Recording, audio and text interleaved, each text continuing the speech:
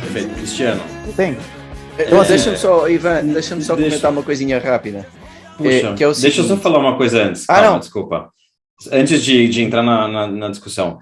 Se você tiver de acordo e permitir, Cristiano, acho que seria legal a gente fazer um parênteses, assim, ou seja, algo não convencional, talvez agora inverter um pouquinho os papéis, porque, como eu estou enxergando essa conversa, é uma situação muito especial, riquíssima, com potencial gigantesco.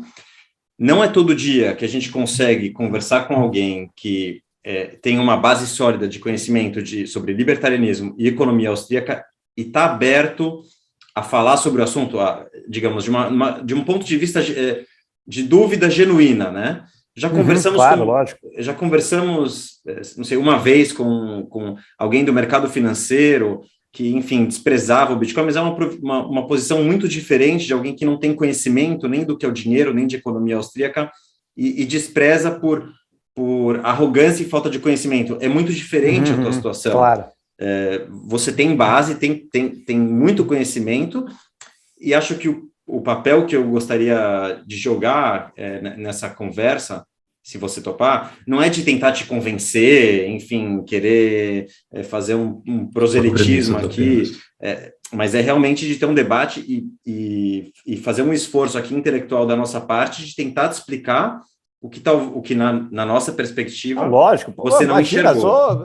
Imagina, enquanto eu estiver aqui na live, eu estou à disposição de vocês. O show é de vocês. Vocês mas já agora, Ivan, era quase isso que eu ia dizer. É engraçado. Porque eu ia dizer o seguinte: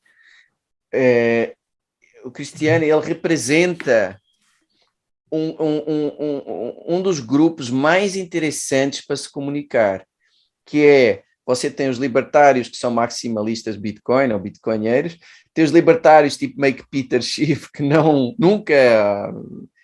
querem, não têm abertura para isso, e você está mais ou menos naquele grupo que, na nossa opinião, ainda não tem a essência do que é Bitcoin, mas quer conhecer, né? Quer conhecer mais. Então, é uma oportunidade, e vem Alan, é uma oportunidade única, né? Acho super interessante. Então, agora, a partir daqui, temos que ter cuidado. Agora, antes de entrar na parte mais teórica, eu ia só responder a uma parte muito prática, que é, na verdade, a Lightning Network... Não, calma. Desculpa, Becas, desculpa. Era só falar do ponto prático. Não, vamos falar. Mil desculpas te cortar. Mas a gente inclui isso quando for argumentar sobre a questão da trazabilidade. Eu tenho uma sugestão. Acho que eu começaria várias vezes, quando você esteve falando sobre Bitcoin agora, você falou repetidas vezes, Bitcoin não é dinheiro. Ponto. Vamos começar por aí. O que é dinheiro? O que é o dinheiro e como ele surge? Porque acho que daí a gente pode... pelas definições que você tem de economia austríaca e do que é dinheiro, a gente pode aí fazer um loop e falar, bom, o Bitcoin é ou não é isso que você está colocando na sua definição? Assim, eu não sei se eu cheguei a falar, porque eu sou muito tagarela, vou falando sem raciocinar muito, mas se não me engano, eu deixei escapar aí que o Bitcoin ele não é dinheiro, mas pode vir a ser. Mas ainda não é. Então, o dinheiro, ele surge... Isso nós concordamos com você. Né? O dinheiro, ele surge por uma vontade expressa do mercado. Né? Pela ordem espontânea do mercado. O ouro, ele não nasceu dinheiro. Várias outras commodities ou tentativas ou dinheiros existiram antes do ouro. Né? A gente gosta muito de falar do salário, porque ele foi uma mercadoria escassa, divisível, mas faltavam algumas características para o ouro, faltaram algumas características para o sal se consolidar como dinheiro, talvez a escassez seja a principal delas, né? Coisa que o ouro ele já tinha. Então, o Bitcoin hoje ele tem a escassez, vai ter mais, né? Quando parar de ser chega um limite, né? O número de bitcoins que existirão. Ele tem a divisibilidade, mas ele ainda não foi aceito pelo mercado. É por isso que eu falo que ele não é dinheiro. Ele ainda não passou por por esse carimbo do mercado. Sim, eu, feirante, aceito o Bitcoin como pagamento. Ele não passou por isso. Então, ele não é. Pode vir a ser? Pode. Vai enfrentar essas dificuldades que eu falei. Ele tem taxa. Se eu comprar uma banana, eu não pago taxa. Então, é muito esquisito isso daí para a população como um todo. Ainda é uma barreira. E ele demora. Aí poderia entrar o argumento da Lightning Network, né? Nessa questão da taxa. Exato. Que ela é a Lightning Network. E aí eu vou pedir até para vocês me ajudarem, porque eu sempre refaço esse caminho de compreensão. Pelo que eu entendo, a Lightning Network, ela é uma câmara de compensação. Você faz a transação na Lightning Network e depois os bitcoins vão se encontrar para sua carteira, para tudo, de todo mundo, quem comprou de quem vendeu de quem. Ela faz mais ou menos esse papel de clearing. Né? É uma clearing.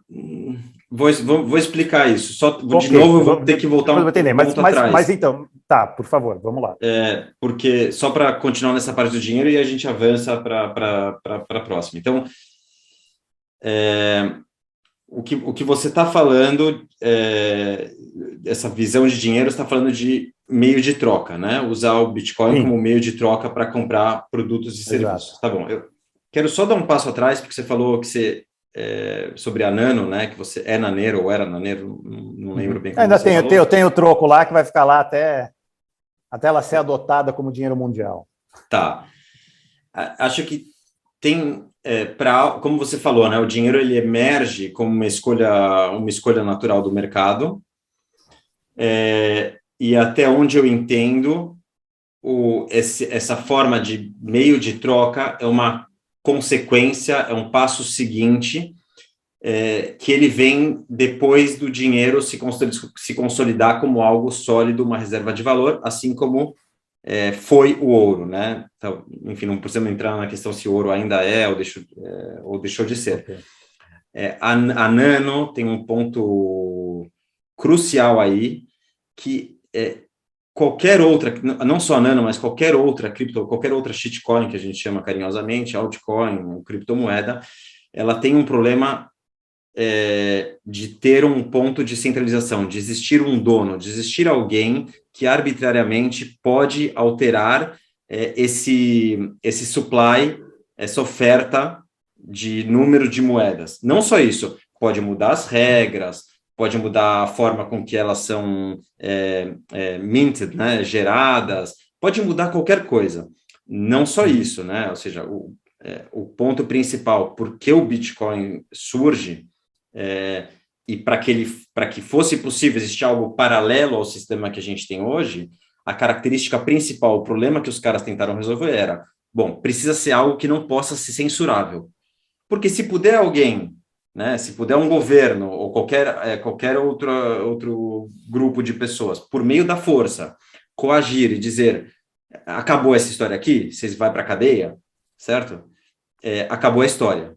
Acabou a história e perde o valor. Por quê? Porque pode ser censurado.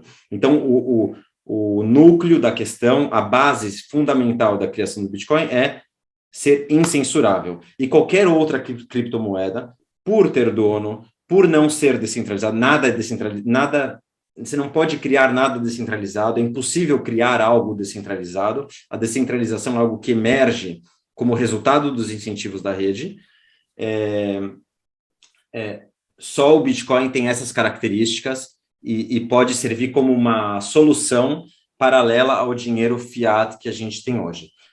Eu posso avançar, a gente pode avançar muito nesse assunto, mas vamos tomar isso como verdades, como premissas, que, ok, o Bitcoin ele é incensurável e ele é descentralizado, diferente de qualquer outra criptomoeda. E isso faz toda a diferença, toda a diferença, tá? Porque ele é imutável também. A descentralização também ela resulta na imutabilidade. E a imutabilidade é um ponto fundamental para um dinheiro de qualidade, né? Tá, não, claro. Eu vou pegar aí um ponto que você falou, que realmente ele é incensurável no sentido que nenhum governo pode falar acabou essa brincadeira.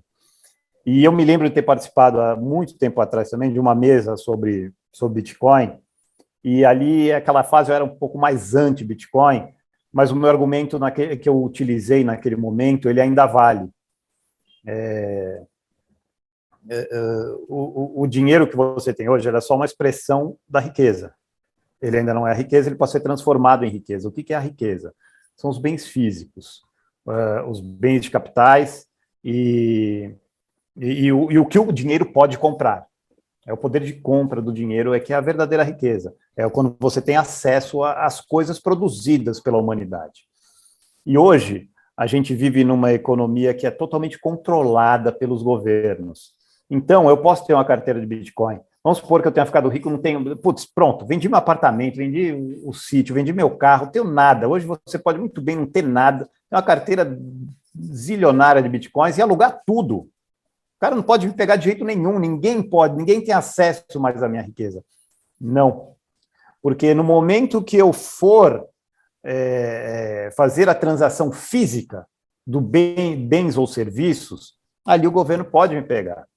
Ele pode pegar todo mundo que está entrando no Pão de Açúcar com Bitcoin e ferrar, não as pessoas em si, mas falar, o Pão de Açúcar é o seguinte, para você existir, você vai ter que pôr um controle lá. E aí ferrou, e aí seu Bitcoin vai servir para nada. Nada vai servir para nada, você não tem acesso aos bens materiais, você vai morrer de fome. Ah, mas tem o mercadinho da esquina, tem a economia informal. Sim, mas tudo bem, poucos querem ser informais. Ninguém quer correr da polícia o tempo inteiro para tudo. Numa economia do caos, a gente vai ver isso. É muito legal isso, porque tem muita gente que liga aos libertários com Mad Max, né? Que fala, bom, agora que tudo ruiu, os libertários tinham razão, tal. Não é bem assim, mas esse lado existe também. Nessa economia do caos, do Mad Max, sim, a gente está lá, e aí sim valeria a pena a economia 100% informal, o colapso completo das instituições que mantém hoje essa economia de controle. Mas hoje a economia é controlada. Aí você vai falar, mas espera aí, às vezes vão encher de polícia para todo mundo que for no supermercado, vai ser barrado, tal, revolução. Não sei. Hoje ninguém quer ser mártir. Isso eu tenho certeza. Isso eu sei por observação da realidade. Então, no momento de você... Putz, eu quero um carro, eu quero uma casa. O governo vai te pegar. Ele vai te pegar, porque o bem físico existe. Ele vai lá e toma seu bem. Simples assim. Então, o Bitcoin em si não é censurável, mas ele pode passar a não valer nada, porque o governo tem todo o poder sobre os bens físicos existentes na economia. Perfeito. Eu entendo que você está falando sobre o ponto de vista da criminalização do Bitcoin, né? E aí não é nem culpa do Bitcoin nem nada. Qualquer moeda, qualquer coisa, se você falar ouro ou qualquer outro bem, qualquer cripto, qualquer cheat, qualquer coisa, pode ser, não vai servir caso o governo tenha esse poder, e hoje tem, de expropriar a propriedade dos seus súditos. Mas você não acha que o Bitcoin ele pode emergir como valor, assim como ele tem emergido, né, desde que foi inventado, do zero até aqui? Você acha que a valorização natural de mercado dele não pode acabar engolindo o valor do resto e, com isso, engolindo a liquidez do resto e, com isso, privilegiando o mercado informal se tornar formal usando o Bitcoin? Porque essa é a visão que a gente vê do Bitcoin atacando as fiats, né? Ele incentiva as pessoas através da ganância a especularem em cima de um token que é limitado. Isso faz com que o valor do Bitcoin aumente, e isso faz com que mais gente queira comprar Bitcoin, e esse ciclo acaba se retroalimentando. Isso acaba, enfim, aumentando a liquidez do Bitcoin como um todo, e, enfim, é o ataque natural orgânico da moeda, né? Você não acha que esse ataque orgânico vai acabar convencendo o governo naturalmente, organicamente, É a hipótese otimista, né? Existe sim, sem dúvida nenhuma. É o que está acontecendo, de certa forma. Podemos até dizer que o mercado é pequeno, mas ele foi do zero até aqui. Ele foi do zero até aqui, parece que ele tinha ido do 0 até 2 aqui, agora está na metade, me corrijam, porque eu não acompanho a cotação do Bitcoin, parece que está na metade do topo, né? É isso? Está na metade do topo, menos? Mais ou menos. Então... Menos da metade, por isso que talvez a gente consiga salvar a tua alma. Essa é a nossa pois é agora, já que você perdeu tantos bondes, entra nesse, meu. Não, mas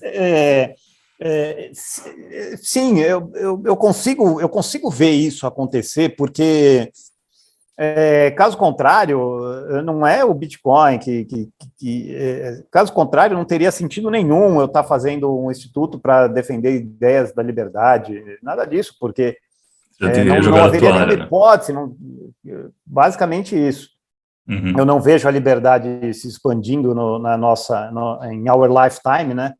Na duração da pelo menos das nossas gerações e algumas vindouras. Eu acho que o Estado ainda vai se apoderar ainda mais das liberdades. A gente vive uma era na qual a liberdade não é um valor defendido pela sociedade como um todo, é uma ínfima minoria que vê tudo isso que está acontecendo, essa expansão do Estado. Mas sim, economicamente tem sentido. A gente consegue argumentar a favor desse ciclo positivo virtuoso que você colocou, mas eu não sei se a valorização do Bitcoin, porque você fala, mas está desvalorizado. Não, pega do ponto zero até hoje, ele está muito valorizado, mais do que qualquer aplicação, para quem comprou lá atrás, tal, o que também é muito pouca gente, mas tem muita gente se machucando, né, com Bitcoin, aí, com os valores, perdendo dinheiro, basicamente, né, perdendo riqueza, não vamos falar em dinheiro, mas perdendo riqueza. Quem comprou Bitcoin a 60 está com 30 ou 25, sei lá quanto está. Mas o que eu vejo, e aqui talvez aí vocês vão ficar realmente bravos comigo, é que o Bitcoin ele tem sua origem com os nerds, com os libertários, que às vezes são as mesmas pessoas, mas os nerds são mais com tecnologia, os libertários mais contra governo, a favor de tudo isso que a gente falou da não censurabilidade, da portabilidade da sua riqueza. E ele teve o grande salto quando ele chegou nos traders, nos especuladores, no mercado financeiro como um todo, que ele ainda está chegando. E aí que eu entro, né? Muita gente esquece tecnologia. Eu não entendo nada, como você fala, eu acabei de ter uma aula aí que nano não dá, porque ela ela não é limitada, pode ter algum dono que amplie sua base. Mas eu não estava nem aí para tecnologia, eu quero ganhar dinheiro. Ok? Não sou só eu, acho que 99% de quem está entrando ou quem entrou em Bitcoin foi com essa cabeça, o negócio foi de 60 centavos a 60 dólares, a 100, a 600, 6 mil. Então, quem está vendo isso está entrando para ganhar dinheiro. Eu quero esse salto, quero isso tudo. Ok. Mas, eu acho que toda essa valorização do Bitcoin, e aqui é uma pequena um pouco de observação, mesmo não sendo não vendo, não fazendo parte do meu portfólio dia a dia de ativos que eu acompanho, ele veio como a mesma coisa que você aplicasse naquela Maidora. Não, Maidora é outra coisa, mas aquela empresa na crise.com dos anos 2000, tinha uma empresa que ela valia, que era uma empresa que fazia portas. Ela fazia portas. E ela estava valendo, para ela justificar o valuation dela, ela precisava fornecer portas para todas as casas do mundo durante 30 anos. Então, assim, não tinha nem pé nem cabeça. Mas por que alguém investiu naquilo? Porque nós vivíamos um excesso de liquidez provocado por governos que faziam com que os agentes econômicos perdessem a coisa mais importante da economia, que é o cálculo econômico. O Bitcoin entra nisso. O excesso de liquidez faz com que porra, o tiozão do churrasco, pô, sobrinho, como é que é esse negócio aí de Bitcoin? Põe uma grana ali para mim, entendeu? Muito do inchaço do valor do Bitcoin vem dessa aposta arriscada. Eu considero que, fora algumas .coms delirantes, o Bitcoin e todas as criptos e todo o universo cripto, ele se inflou, como toda a economia se inflou, o inchaço do S&P, o inchaço do valor dos ativos como um todo. O Bitcoin também é um ativo que se inflou por causa desse excesso de liquidez. E todas as vezes que, por enquanto, ainda não ocorreu grande puxada de freio de mão, e todas as vezes que aconteceu uma mini brecadinha do Federal Reserve, dos bancos centrais ao redor do mundo, na expansão da liquidez, na expansão da oferta monetária, o Bitcoin e as criptos, de uma forma em geral, sofreram bastante. Sofreram um pouco, essas grandes quedas. Aí você vê pequenas ameaças dos bancos centrais, os bitcoins. O Bitcoin sofreu uma queda brusca. Por quê? Claro, porque assim como a empresa de porta foi a primeira a valer zero na bolha.com de 2000, os ativos mais arriscados, mais da ponta, né, que se inflaram mais, vão ser os que mais vão voltar. Então, um pouco do argumento contra esse que você colocou, do Bitcoin ele ter esse ciclo virtuoso de que ele está indo porque as pessoas estão achando que ele, como reserva de valor, vale, ele vai suplantar e vai valer o dinheiro, e aí apenas uma pequena correção conceitual, a economia informal vai virar formal? Não, a gente vai abolir esses conceitos de informal e formal, né? Ele ia mais por aí. Né? Eu percebi besteira. Mas eu peguei seu espírito, foi de entender isso, né? Isso simplesmente abole isso aí. Mas então, eu temo que o contra-argumento aí seja que o Bitcoin ele também está surfando na bolha de liquidez criada pelos governos e bancos centrais ao redor do mundo. Perfeito. Isso me parece que está acontecendo. Perfeito. Deixa eu... queria uma pessoa no nosso lugar. Desculpa. Fala aí. Bem, primeiro eu entrei aqui meio de gaiato, não falei nada, fiquei de estátua aqui, então desculpa, tá, pessoal? É porque eu não sabia que ia acontecer. Eu vou retomar o fio da meada aí do Cristiano, que é a estrela aí da live, obviamente, né? A minha ideia era ficar de ouvinte. Conheço o Becas, conheço o Cristiano, não conheço ainda vocês dois aí, mas prazer. Enfim, como eu falei, não sabia que ia ter hoje, não me programei, não entrei muito pronto, entrei meio que de gaiato, tenho que ir embora daqui a 20 minutos, então já peço desculpa antecipadamente. Eu sou o Alan, sou libertário, sou economista, sou entusiasta do Bitcoin, de tudo que envolve essa revolução, verdadeira revolução, que eu acho que eu sempre falo, né? What a time to be alive. A gente está vivendo a revolução, a digitalização do dinheiro, né? E levando em consideração o que o Cristiano falou também sobre a questão do dinheiro, eu acho que é de fato a digitalização do dinheiro que é uma das últimas fronteiras na digitalização de tudo, né? Que a gente vê aí, inclusive, em breve, das nossas vidas, né? Cada vez mais com o conceito do metaverso. Mas sem querer entrar devagar em temas diferentes, eu acho que vale a pena falar um pouquinho, só mencionar, o Cristiano falou, não, o Bitcoin ele pode ser reserva de valor, mas ele não é dinheiro, né? Porque o feirante não aceita. Bem, beleza, o feirante não aceita ouro, como você falou, o feirante não vai aceitar dólar. E eu acho que a grande... talvez ele aceite dólar. Talvez ele aceite até mais que real. Mas eu acho que a grande questão aqui, que é assim, num contexto, um ativo ele só é bom ou ruim relativo a outros ativos, né? Não tem um ativo que é bom ou um ativo que é ruim.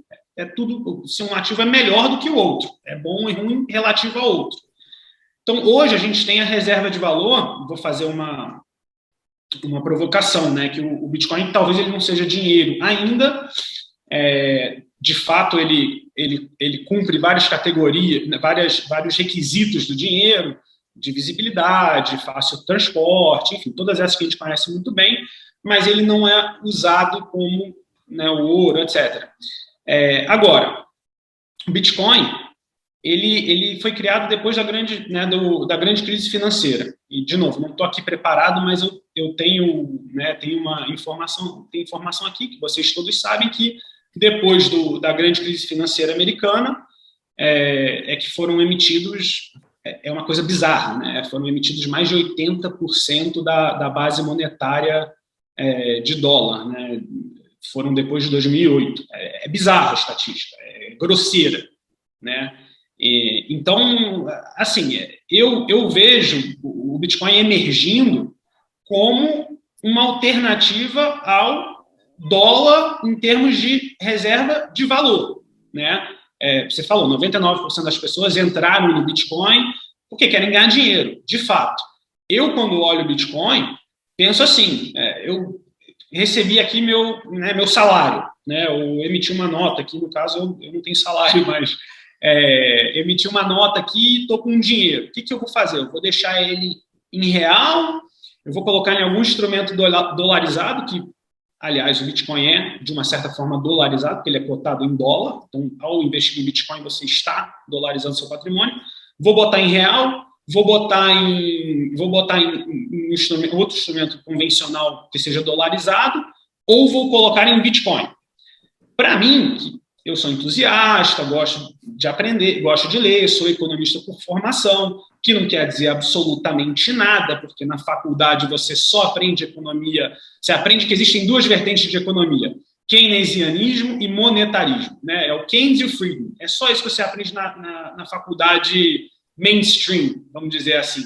Então, só depois eu comecei a estudar a escola austríaca, economia austríaca, que é economia, de fato, né? Economics for real people. Exato. Então, depois de estudar, de aprender não sei o quê, quando eu tenho um dinheirinho e eu olho onde eu vou guardar esse valor, onde eu não vou perder no meu poder de compra. Cara, eu olho para o real e o real é um Fusca. Eu olho para o dólar e o dólar é, tudo bem, um Audi. E, para mim, o Bitcoin é a Ferrari. Assim, todo dia eu acordo e falo, por que eu tenho parte do meu patrimônio em real? Todo dia eu acordo e penso isso. Por que eu estou escolhendo andar de Fusca todo dia se eu tenho a opção da Ferrari? Então, a minha pergunta, a minha provocação para o Cristiano, desculpa pela demora, é justamente essa. Hoje, uma das maiores reservas de valor, se você for conversar com qualquer pessoa do mercado financeiro, galera bem mainstream, o cara vai te falar que o dólar nunca vai morrer, que é dólar, acabou. O dólar é o que a gente chama de apex asset, né? É o dólar. E quem estuda Economics for Real People, economia austríaca, sabe que o declínio do dólar já está acontecendo e a tendência é mais e mais.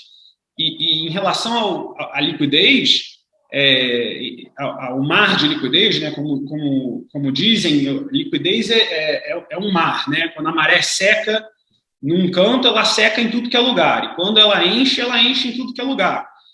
Então, assim, o que você vê no futuro? Porque eu não vejo, tudo que eu vejo na televisão, tudo que eu vejo de notícia, quando eu vejo o Jerome Powell falando, tudo me aponta no sentido de que a gente não vai mais ter esse ativo apex, que é o dólar.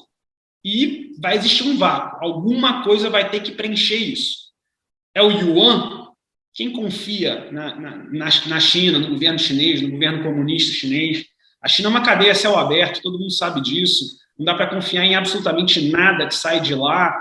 Então, assim, o que vai preencher esse vácuo? E você vê alguma mudança na política econômica mundial, no sentido de que hoje, como você falou, hoje a gente segue um princípio econômico até de gente com PhD, doutorado em economia, de que inflação é bom, né? Inflação é uma coisa saudável, não muita, mas pouquinho é uma coisa saudável, consumo, né, a gente tem estudo de economia, sabe que você tem consumo ou poupança, né? Isso você pode fazer com dinheiro. Consumo ou poupança, poupança é análogo a investimento. Uma economia só cresce de forma sustentável com poupança. Então, assim, a gente está vendo uma economia, a gente está vendo uma visão dos nossos líderes, né? E vamos lembrar que todos os responsáveis pelos planos do Brasil, plano cruzado, todo mundo era PhD em economia, né? Então, assim, a gente está vendo essa mainstream do mundo falando inflação é bom, consumo é crescimento sustentável, né? Inflação é bom, consumo é crescimento sustentável, e agora mais e mais e mais, imprimir dinheiro, aumentar a base monetária não gera inflação, né? A gente está vendo cada vez mais pessoal andando nessa direção, criando teoria moderna monetária, né? Modern Monetary Theory, MMT, todas essas coisas que fogem da ortodoxia econômica. O que você vê aí no futuro, Cristiano, que vai mudar esse caminho claro que a gente está tomando? E qual ativo pode substituir o dólar, se você concordar que o dólar está em declínio, que alguma coisa vai ter que substituir o dólar como reserva de valor? Não estamos falando de dinheiro de comprar na feira, estou falando assim, estou com uma grana, estou com meu patrimônio, ou vou colocar meu patrimônio em um ativo denominado em real, denominado em dólar, ou em um criptoativo, e a gente sabe que o único que existe aí para a felicidade dos maximalistas é o Bitcoin. Desculpa aí por me prolongar. Não, vamos lá. Primeiro, um pequeno parênteses aí, que é mais recente, e eu digo, infelizmente, a realidade está se impondo e parece que a inflação não está tão morta assim. É um Deus que não morreu, como Nietzsche diria. Pelo contrário, né? Pelo contrário. É um entendimento muito, muito tosco o que grandes PhDs e as grandes cátedras de economia têm a respeito da inflação. Inflação é a expansão da base monetária. Então, a inflação, ela já aconteceu. Você tinha 100 moedas, você tem 200. Ponto. Já inflacionou. Isso significa inflação. Buf. Inflou a base monetária. A base monetária inflou a base monetária. Essa é a definição clássica. Isso é inflação. Aumento generalizado de preços, ele é uma das consequências da inflação. E isso nós estamos vendo agora.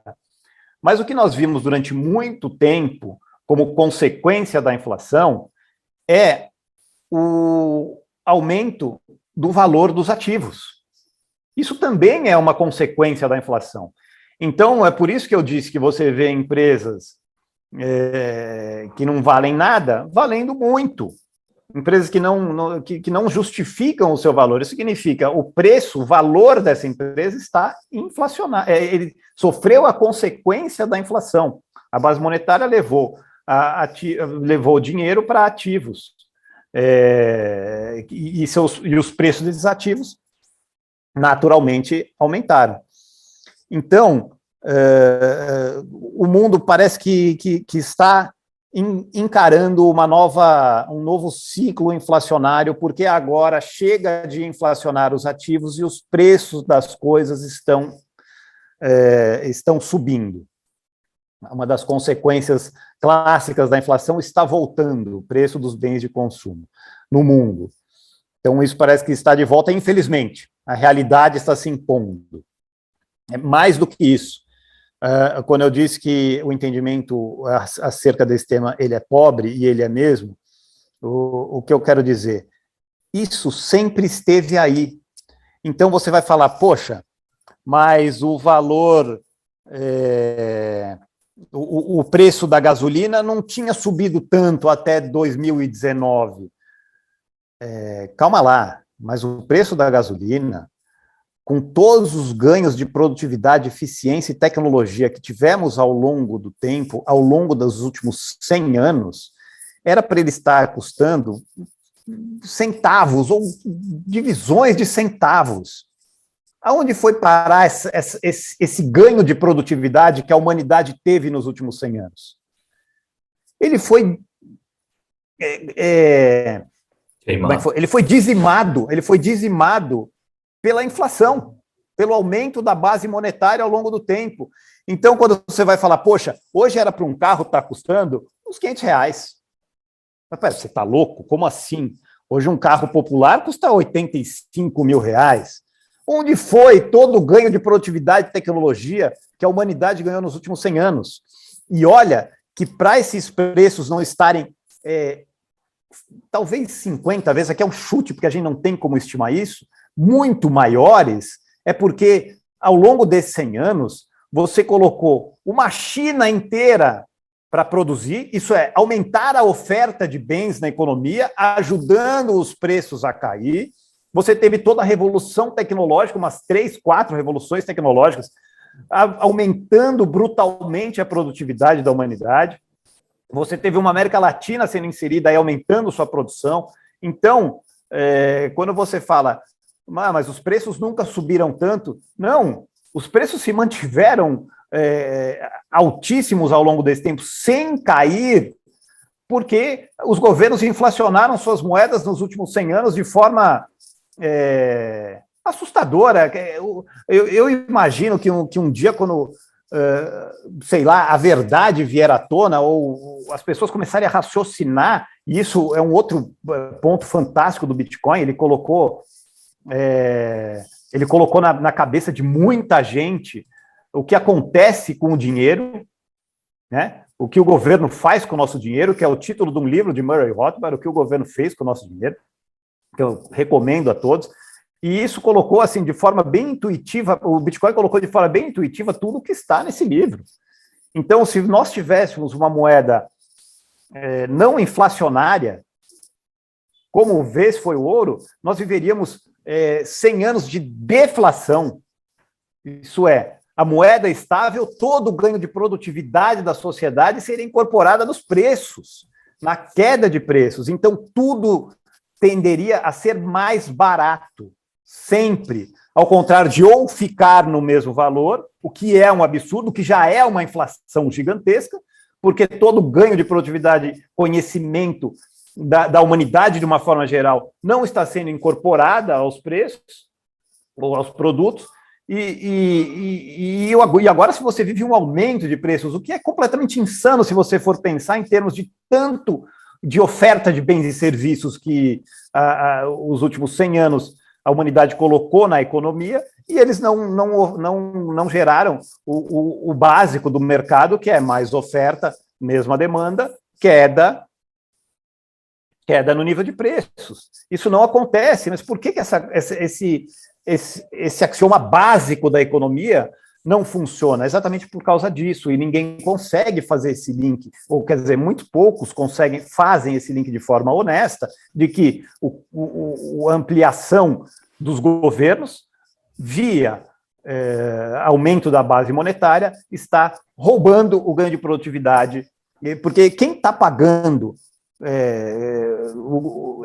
esse gigantismo dos governos que hoje controlam todos os aspectos das vidas dos indivíduos. Esse ganho de produtividade que foi comido, que não chegou a nós. Então, isso é uma coisa muito legal, assim, e está colocando mesmo, muitas pessoas que chegam no Bitcoin, elas chegam por causa disso. Eu quero uma moeda estável protegida. Exatamente. Deixa-me só comentar, porque eu acho que foi genial. Ainda não entendi como você não é maximalista. Exato. Foi genial a sua intervenção. Eu estou adorando esse episódio, mas realmente ali há parece que falta só ali um milímetro, né? É muito engraçado. E você, em vários temas, dá 10-0 em nós. Quem somos nós? Mas essa questão da deflação seria o natural se tivéssemos, entre aspas, uma boa moeda, um bom dinheiro, né? Exato. E quanto pior, nós estamos vivendo uma época terrível, em que quase tudo o que era ruim ainda aumentou em vários aspectos. Não, obviamente, sei lá, na saúde das pessoas, na fome, não nisso, mas na questão de controle da moeda, de emissão de moeda, de restrição de liberdades que tinham-se conquistado e que regrediram, não é? estamos numa época muito ruim nesse aspecto. Mas como há uma concorrência no mercado da moeda boa e da moeda ruim, quase tudo o que você disse, né? Portanto, o Bitcoin é inconfiscável, é escasso, de uma forma programada, mais escasso até que o ouro e cada vez mais escasso, né? Então ele tende a um valor, é escasso, é facilmente transportável, ele responde a tantos problemas. Opa, desculpa, deu uma travada quando você estava aqui, o Bitcoin é realmente escasso. Exato, e ele é escasso, é inconfiscável, é facilmente transportável. Ele resolve tantos problemas que numa concorrência, só falando aí do básico, né? Numa concorrência de moedas, é normal. Você é o cara que vê que todos os dias o pacote de arroz é mais caro em dólar e em reais. E todos os dias ele é mais barato numa coisa que é uma constante, que é o Bitcoin. Portanto, o normal é que ele seja cada vez mais barato em Bitcoin, portanto, como deveria ser. É normal que o mercado e que os consumidores se foquem na moeda boa, né? Portanto, na sua análise, essa parte é que eu não estou... E deixe-me só complementar com a questão para pelo menos tirar esse mito. A questão do second layer... que eu fiz agora há pouco, né, Becas? É o mercado organicamente optando pela moeda mais segura. Na assim, parte de reserva de valor. Depois já falamos então de comprar o café. Na parte de reserva de valor, pelo menos, seria a conclusão óbvia do seu raciocínio escolher aquela que não tem controle estatal, que tem uma escassez programada, que não é confiscável. Sim, por as características sim, mas por preço de mercado, vamos supor, se eu comprei o Bitcoin a 60 mil, agora a minha reserva de valor se perdeu, né? Eu não tenho mais o prazo, mesmo poder né? de... Sim, claro, lógico. Então aí a gente vai ser um valor fixo, né? Como se você tem uma quantidade de dólares que é fixa. Sim, sem dúvida. Ela vai, inevitavelmente, ela vai ser deflacionária, né? Naquilo que compra. Lógico. A característica deflacionária do Bitcoin, né? Ela é o que vai dar o valor no longo prazo. Mas, e me perdoem aqui, longe de mim ser keynesiano, mas o longo prazo ainda não chegou. O Bitcoin ele está encontrando o seu verdadeiro valor nessas forças de mercado, de oferta e demanda. Mas como tem essas características... Claro, tendo oferta estável, a questão do Bitcoin é só de demanda. E aí eu coloquei, a demanda muitas vezes ela está impulsionada pelo excesso de liquidez das economias, ou muitas vezes, e como o Alan... Então é que todas as coisas estão, né? Todas as coisas estão, tudo. Todos os ativos estão. Porém, com o Bitcoin você sabe fixamente exatamente a quantidade. O resto... O cálculo econômico ele está totalmente desorientado. Né? Precisa de uma biruta. Ele corrige esse problema, então, teoricamente. O Bitcoin, não, ele não. Porque, assim, a quantidade de imóveis na economia, ela, de uma certa forma, está dada, né? E você tem ali a capacidade de se aumentar isso ao longo do tempo, e essa capacidade é falsificada pelas bolhas de liquidez, né? Porque você direciona mais liquidez para imóveis, então você perde, mas todos os bens da economia, de uma certa forma, são escassos, eles precisam de tempo e capital para ampliar a sua oferta. Então, todos os preços da economia estão bagunçados. O Bitcoin não escapa dessa regra, mas ele tem oferta que nunca mais vai se modificar. Me refiro ao preço ao Bitcoin em Bitcoins, tá? Isso. Ele como unidade de conta. Claro, o Bitcoin, dada a oferta limitada, a questão da oferta já está resolvida. Agora é a questão da demanda. Parte da demanda, como eu ia dizendo, ela vem desse excesso de liquidez, e outra parte vem, como o Alan se definiu, de fundamentalistas. Eu quero algo que não se expanda, então eu quero algo valioso. É o diamante, é o ouro, é o Bitcoin. São coisas de difícil expansão, né? Então a gente vive isso. E aí eu vou terminar, porque eu não respondi a pergunta do Alan. Onde você coloca seu dinheiro, sua riqueza? E eu não vejo, e de novo, eu acho que eu já falei sobre isso, eu não vejo o dinheiro como sendo a riqueza. Ele é um poder de se transformar em riqueza, mas ele em si não é. Então, eu nunca operei moeda, eu nunca comprei dólar para guardar o dólar, porque... Não, se eu for, eu posso comprar ativos que me geram uma receita em dólar, mas o que esse ativo faz, na verdade, se eu comprar Apple, a Apple, eu tenho ali X iPhones que eu recebo por mês dela. Isso que a Apple produz, ela produz iPhones. O que eu tenho é o poder de produzir iPhones. Essa é a riqueza da Apple.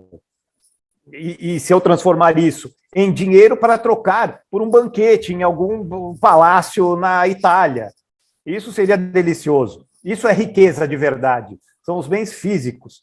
Então, quando ele me pergunta, pô, onde você vai colocar seu dinheiro? No que gera riqueza. E são bens de capital. Infelizmente, e aí vocês têm absoluta razão, esses valores hoje dos bens de capitais que eu estou comprando, ou que as pessoas compram, que investem, eles estão todos... Eu não sei o que eu estou comprando, porque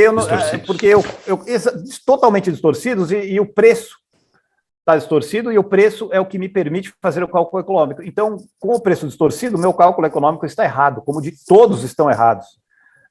Por isso que tem um artigo que eu gosto muito, foi um dos primeiros que eu fiz questão de traduzir. Quando a gente começou o Instituto Mises lá atrás, o título do artigo é: se você é tão esperto, por que você não está rico? Então, quer dizer, se eu estou falando tudo isso aí, porra, eu sei que está tudo errado, então eu vou... Mas por que eu não estou rico? E não estou. É porque você não consegue acertar. Um caso que eu gosto de citar eu não sei se foi o Douglas North ou o Doug French, acho que foi o Doug French, ele era presidente do Mises Institute, e ele tinha um banco em Las Vegas, no epicentro da crise imobiliária americana, e ele quebrou. Mas, cara, você era o presidente do Instituto, você sabia tudo, como é que você entrou nessa? Ele fala, era impossível não fazer, não tinha como. Eu tinha um banco para gerir, eu tinha crédito para dar, as pessoas simplesmente tomavam crédito e construíam imóveis. Acabou, me deram um default, quebrei meu banco. Então, não tem quem não seja enganado pela falsificação do dinheiro. É isso, basicamente. Mas agora... E não sei se fujo da questão do Alan. Eu invisto em ativos que geram riqueza.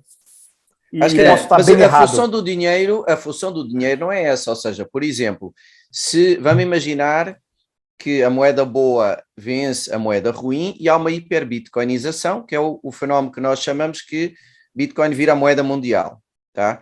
Imagine esse cenário. Nesse cenário, se você tiver, digamos, só Bitcoin, o que é que isso vai valorizar por ano? Vai valorizar, no fundo, a deflação, vai valorizar o crescimento da economia mundial, digamos, 5% ao ano. Né? Se você comprar uma fábrica que faz iPhones ou qualquer coisa assim, pode ser que seja mais que isso, aí já depende da lógica da fábrica.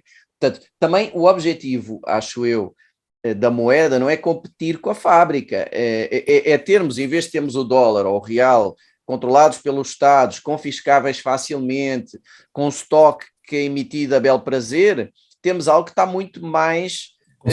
seguro e vira, nós brincamos, é como se fosse, você tem o tempo com segundos, né, tem o peso com quilos e passa a ter uma unidade deflacionária, portanto os ganhos de eficiência da humanidade vão se refletir em descida de preços, unidade fixa monetária, portanto não é também a nossa perspectiva mais de longo prazo, não é uma perspectiva especulativa, não é de ficar rico com Bitcoin, é de Bitcoin nos trazer uma série de ganhos à humanidade.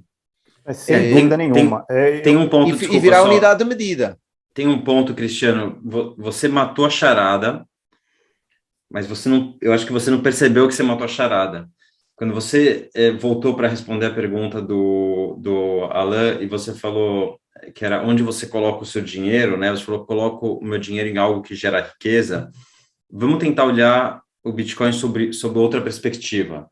Vamos parar de falar se é dinheiro, se não é dinheiro, se alguém da esquina aceita ou não aceita.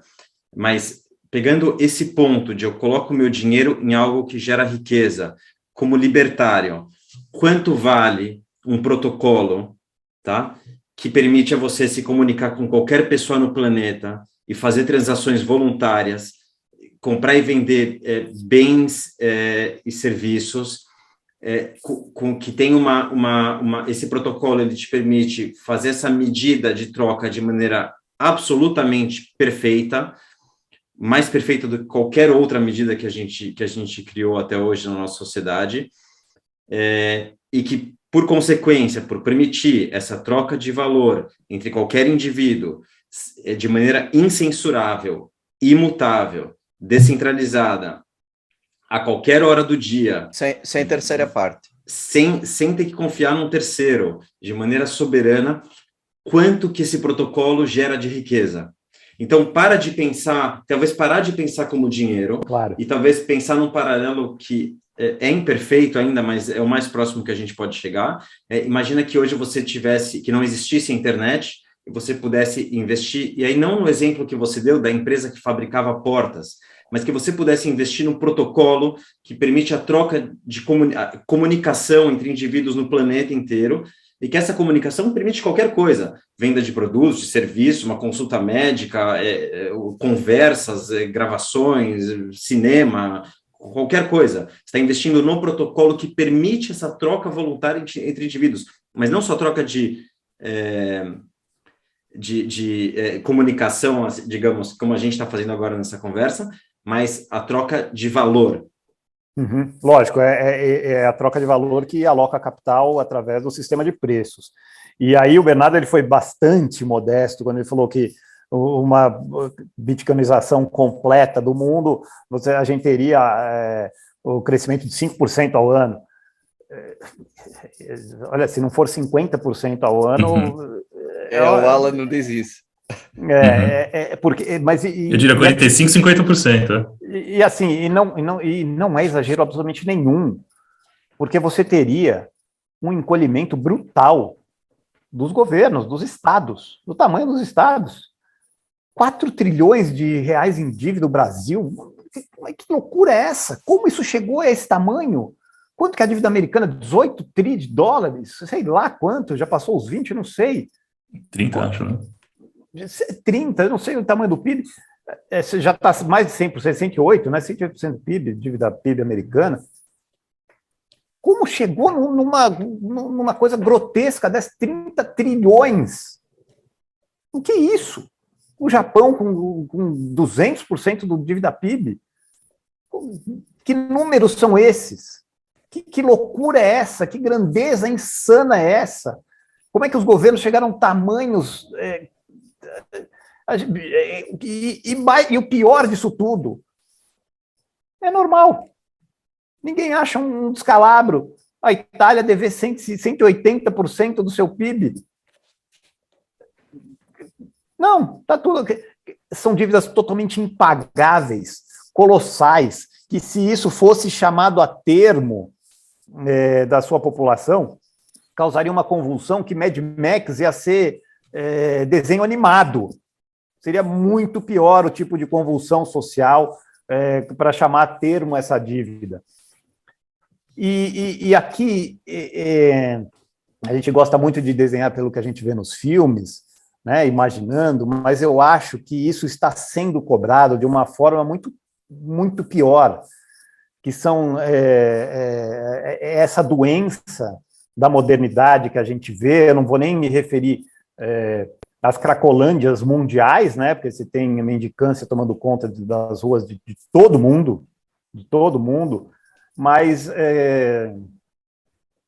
a depressão como a doença do século, né? Eu posso estar fazendo um link uma ponte muito, talvez, já está viajando na maionese, mas não. Mas não, nós vivemos a era da depressão, a era da decadência de valores, principalmente no mundo ocidental. Então, assim, é evidente que a expansão do governo, do tamanho que ficou, que chegou, ela tem um lado negro, que é a doença da sociedade como um todo. Então, eu não tenho dúvida nenhuma que o governo não ter mais o monopólio da moeda seria um golpe fatal, que jamais que chamaria a termo esses tamanhos de governo. Eles teriam que reduzir bruscamente, eu não estou brincando, por isso que eu falo, e a redução brusca do governo significa liberar o potencial produtivo da humanidade de uma forma jamais vista, porque a gente já tem tudo e isso está sendo sugado pelo esse tamanho gigantesco dos governos. A hora que tirar o parasita, matar o parasita, porque representaria isso, o fim do monopólio da moeda representaria a morte do parasita, as formas de tributação jamais chegariam nem perto de um governo ter 4 tri em dívida, o outro ter 30 tri, que número que tanto faz, 1 ou 30. Quem vai pagar isso? Ninguém. Então, as formas de tributação, elas nunca alcançariam isso, elas teriam que ser extremamente violentas e gerariam uma reação ainda maior da sociedade. Então, aliás, eu acho que eu já respondo as duas e aproveitando o gancho do Bernardo aí, falando que realmente é sem precedente o valor para a humanidade que a moeda livre, a moeda de mercado, teria. É um valor incalculável. E todos que compram o Bitcoin nesse aspecto, e caso ele venha a se tornar moeda,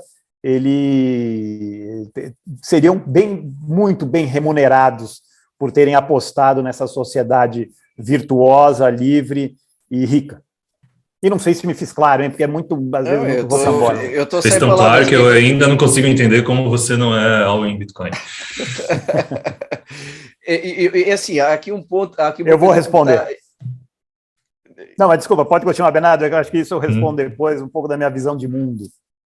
Tá, não, é que assim, eu tenho quase vergonha disso, mas nós estamos falando com esse grau de elevação, né? E há aqui uma coisa miudinha aqui em baixo, mas que ficou no ar e não queria deixar no episódio sem ser resolvido, né? Quase tenho vergonha, mas também não podemos deixar isso no ar para alguns ouvintes que sejam novos e que não conheçam bem essa parte, que é a tal história de comprar o cafezinho. Acho que se calhar vale a pena gastar só 1 minuto nisso e voltamos ao nível elevado logo a seguir com a sua intervenção. Perfeito. Acha que vale falar disso e também da história desse FUD sobre o governo os criminalizarem? Será que vale dar uma passadinha? Acho que se calhar também, isso? Mas aí talvez passasse para vocês. Deixem-me falar só rapidinho do Lightning e um de vocês talvez fale disso da criminalização. Tenta, se calhar, ter uma visão um pouquinho mais estruturada. Não, só isso da Lightning resolver rapidamente, que é esse problema do cafezinho, ele só existe hoje por causa da volatilidade de o que é que, sei lá, quantos pacotes de arroz é que um Bitcoin compra, né? A volatilidade do valor atribuído, não por questão de rapidez e de preço. Eu dei um exemplo no programa nosso, para você ver a questão do settlement ou não. Como é que é a Lightning? A Lightning é o seguinte, é Bitcoin, é como você ter uma conta no banco em reais, e você tem um pequeno negócio, você de manhã saca R$1.000 em cash da sua conta, durante o dia paga e recebe no caixa, e quando chega ao fim do dia, deposita R$2.000 no banco. Essas duas transações do banco foram feitas na blockchain, nível 1 de Bitcoin. As 100 transações pequenininhas durante o dia são feitas no Lightning. Portanto, você cria um canal Lightning, transaciona lá super rápido e barato, é instantâneo e é praticamente de graça, e depois reconcilia ao fim do dia, tá? Então, a questão do cafezinho não é um problema hoje. Lá atrás, Lightning ainda estava em desenvolvimento, hoje em dia é bem simples, tá? Então, é rápido, é barato, e você faz milhões de transações e depois reconcilia na blockchain, lá no livre registro mundial, mas não faz sentido comprar um cafezinho e anunciar ao mundo inteiro num registro que está duplicado nos computadores de milhares de pessoas em todo o mundo que você comprou o cafezinho. Isso é feito nessa transação pequenininha em cash e depois reconcilia, tá? Então, esse problema não existe hoje em dia. Só existe porque o cafezinho pode valer uma coisa diferente hoje e amanhã, mas esse resolve-se de outra forma, tá? Tá, entendi. Mas assim, minha ideia de câmara de compensação não está de toda errada, então, quando eu me refiro a Lightning Network. Não está. A clearing que vai bater todas as operações no final. Quem já trabalhou no back-office de bolsa sabe bem isso. É só o saldo, né? No fim só bate o saldo. Portanto, é aquele exemplo que eu dei do banco. Não é que todas as transações vão bater. Você fez várias transações com várias pessoas, o resultado final disso é que depois é reconciliado. Exato. Claro. Acho que eu tinha entendido que você falou que o clearing era na Lightning, mas não, o clearing é no Layer 1. No blockchain. No protocolo base, que é O settlement é feito no blockchain. Né? No Bitcoin. Exato. Agora, não sei, Alan ou Ivan... Não, acho que tudo bem. Acho que já tomamos quase 2 horas já do Cristiano. Eu queria que, talvez, é uma boa oportunidade para encerrar, porque que o Alan fez essa mini provocação, né? Ele não dá para entender por que você... como você ainda não entendeu o Bitcoin, você ia dar uma resposta para fechar isso e falar... Não entendeu, não, ele entendeu, sei, de trás para frente. Entendi. Isso não trocou a convicção das palavras dele em relação ao mundo real, ou fez e não quer falar para a gente. Não, imagina, a resposta é um pouco triste, né?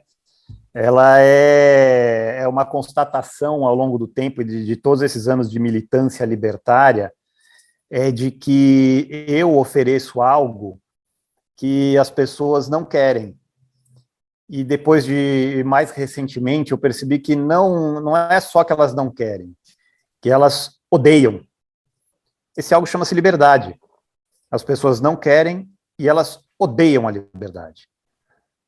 Isso ficou mais latente ainda com essa pandemia, na qual a primeira coisa que foi para o saco foi a liberdade. A primeira coisa que as pessoas abriram mão de forma sem pestanejar, sem sequer piscar o olho, foi a liberdade. Então, ao longo desse tempo, apesar de de ser racionalmente, eticamente, a única coisa que faz sentido, e mais do que isso, a única coisa que nos torna humanos, a liberdade ela é desprezada e até odiada.